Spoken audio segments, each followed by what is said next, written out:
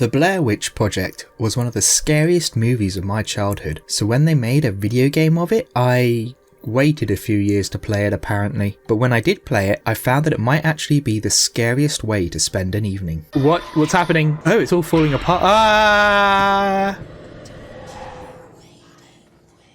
The game starts off with our main character Ellis driving into the infamous Black Hills Forest, home of the Blair Witch legend. A young boy went missing in the woods and it seems like the whole town formed a search party but left Ellis behind due to his troubled past and resulting mental health issues. Not one to be left out, Ellis chases after the search party and the missing child with his emotional support dog in tow. I'm not entirely sure why we're here in this sawmill, to be honest. This is where our search for the boy led us. Should we just keep soaring through the body?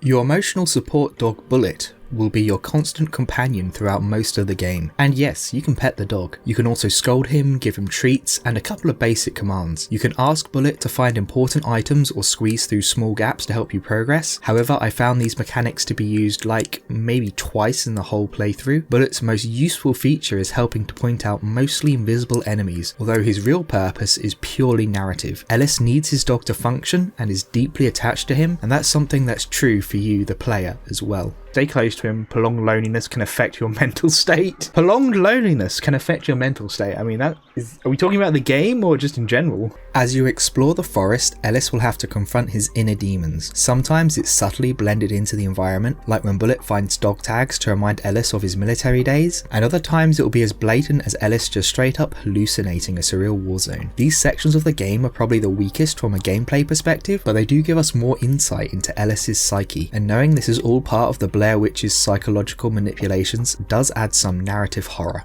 Avoid contact? Avoid contact with what? What am I avoiding contact with? Yeah, I gotta say, this has absolutely nothing in common with the film, apart from the fact there is a Blair Witch and kids are going missing in the forest. What's happening?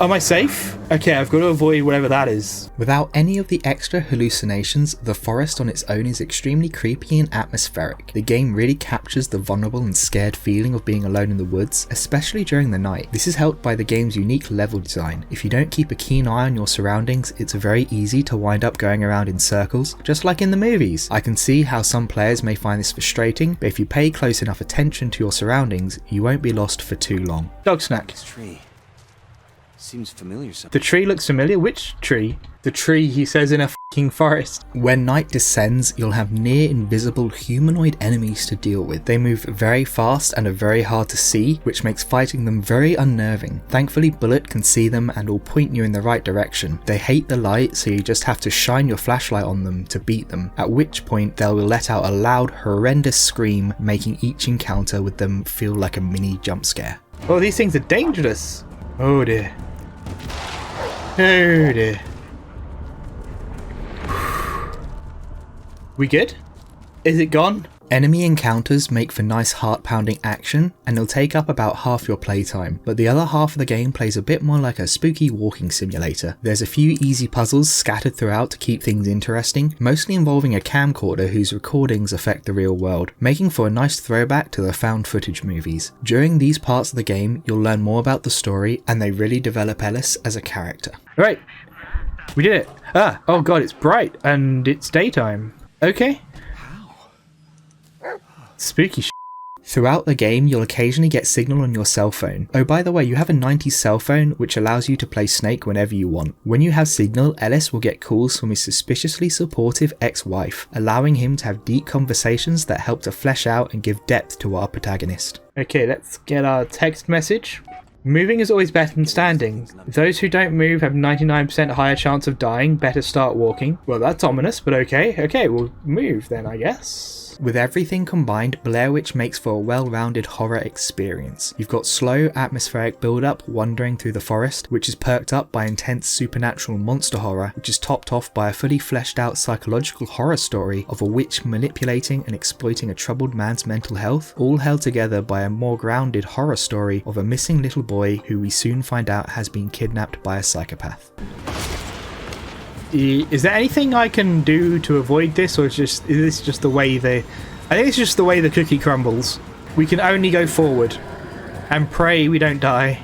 It's almost scary how well each individual aspect of the game blends together, and how well designed each of those individual pieces are. Exploring the forest feels real thanks to the visuals and the level design being totally on point. The monsters' unseen design leaves enough to the imagination to make them timelessly terrifying, and while the story might not be super profound, it doesn't fall into the horror trap of over-explaining, leaving enough room for the player to theorize while explaining enough to make a solid enough story. What are you barking at? Oh, what are you barking at? The hell? That's a spooky tree? Spooky tree? I don't know. Ah! The last hour of the game almost feels like a different game entirely. In fact, you could probably package it up as a 1-hour indie horror and sell it as it is, and it would do really well. You lose your dog and explore the infamous Blair Witch house. Gone is all the subtlety, and the intensity is turned up to 11. There's monsters, scares and surreal hallucinations around every corner. I know that it's the climax of the game, but it lasts for a full hour, and it really wasn't good for my heart to have a 1-hour climax. Not that I'm complaining, as that climax was absolutely brilliant.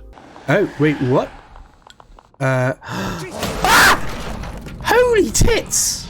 What I find very enticing about this game is that it's a tidy 4 hours long, which I think makes it an ideal length for playing in one sitting over the course of an evening, and it will be the scariest way to spend that evening. Sure, there might be better or scarier horror games out there of varying lengths, but if you have an evening to spare, then Blair Witch will take up that entire evening and give you a complete experience and fill it with scares.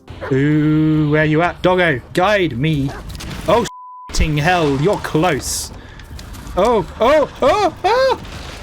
ooh. Even though it's a short game, it's well balanced by its relatively low price, and at least on PC it often goes on sale and has been known to appear in bundles. Also, if you know where to look, you can get it for very cheap all year round. Affiliate link in the description. As far as horror games go, I don't think you can get much better in terms of bang for buck, and hey, if that doesn't convince you to buy it, then remember you can pet the dog. Stay with me, Bullet. Stay with me, boy. Oh, there you are. Thank you. Ooh. I need my emotional support dog. I think I need my emotional support dog just as much as Ellis does, really.